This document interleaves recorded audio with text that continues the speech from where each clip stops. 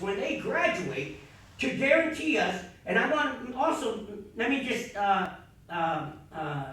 a parenthetical to corporations and companies that will help to relieve some of the college students of their debt, we can, I'm going to explore offering them a tax-free, no taxes, for maybe 10 years, 5 years. I don't know what that would be yet. I'm still exploring that and looking at that. But I think it would be important that if I can look, if you give me 1 second, I want to actually make sure I said this correctly. It's important that we, I want to explore possible programs like creating a tax credit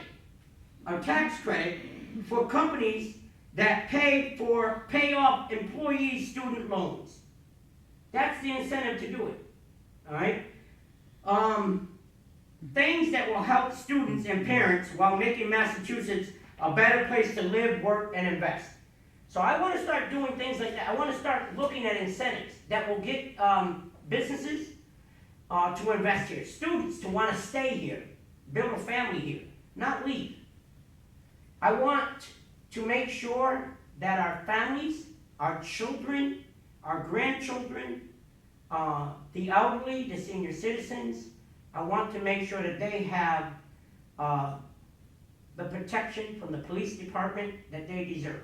I'm on the side of the police. They protect us. I'll give you a small example. Just today, I'm away from the house. My wife is with me, Neil's with me, nobody's home. And I have security in my home. And the alarm system went off with nobody here. I'm in my car. And the alarm went off. And they called me and they said, this is Xfinity, who I use. This is Xfinity Home Security. Is everything okay? And I said, no, I guess not. I said, nobody's home. They said, well, your alarm's going off. We're going to call the police. They asked my name to verify first. And I told them my name. And I said, Tom Blanford. And then they said, we're going to send the police right up there. And when I got here, it was really a relief to see police officers. I mean, it's scary, but it was also a relief to see the police officers here. And I really do appreciate them. Because when there's trouble, when there's a fight going on, when there's something that makes you nervous or scared, you can always call a police officer. We used to call them officer friendly. They used to walk the beat, and we would shake their hand and talk to them and call them officer friendly. We never knew their names. You know, that was the name we give them. And they would sit and talk on the stoop. We'd be on the stoop of our houses. And on the front porch, and the police officer would sit and talk with us. You know, we had a rapport with them. Police officers, by and large, are not the bad guys. They're not. They put on their shoes 1 foot at a time like we do. And I shook both those police officers' hands, and I thanked them so much because they had to enter my house not knowing what they might be facing when they came in. Luckily, it was nothing. What happened was I had my windows open, and things, you know, I guess there was a wind, and things fell off, and because I have motion detectors. So something hit the living room floor, and it set off the motion detector. That's what happened. So I have to be careful now about my windows and what can fall over and things. So, thank God. But they went through the whole house. And I thank God for the police department. I thank God for ISIS. I do. I want to protect people like you. I do. I want to make sure you guys are protected. That's my first. Our children, number one. Our elderly, senior citizens, and disabled people, number two. Our most vulnerable people. I hear through the grapevine, if you take medication and you're on the copay, I know that Neil is, they're talking about raising the copay. Now, you got to think. Some people ask me why I'm a Republican. Why not? I don't understand.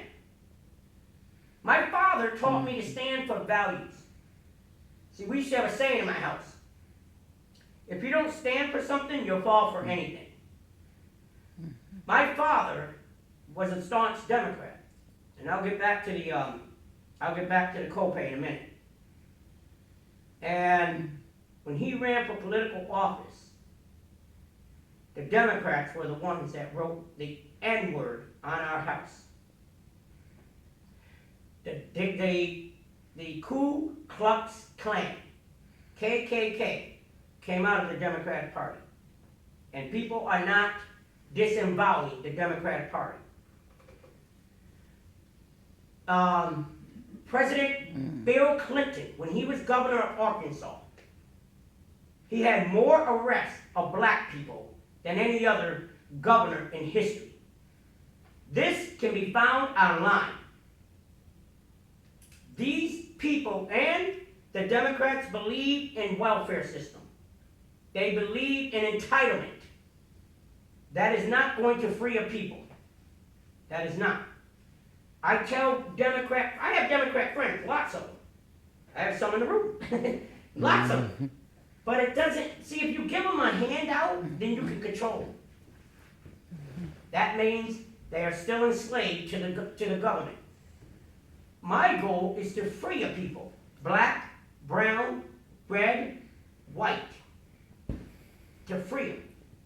And the only way we can do that is we take that abundance of resource that's giving out free checks. It's not a lot. And if the Democratic Party was so good, I'm talking about Elizabeth Warren, I'm serious. I mean, I'm a Joe Kennedy kind of Democrat where I love the poor people. But I want to see them come free. I want to see them get broken from the bondage of slavery, mental slavery. If the Democratic Party's heart is in the right place, I believe it is. They want to help people like I do.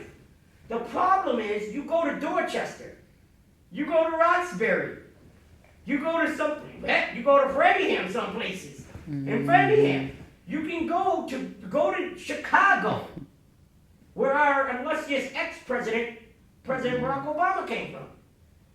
Go to some of Milwaukee, and you can find that the people are still in a condition. They are still in a certain condition, and they're not free. And I would like to know, why are they not free? It's not working.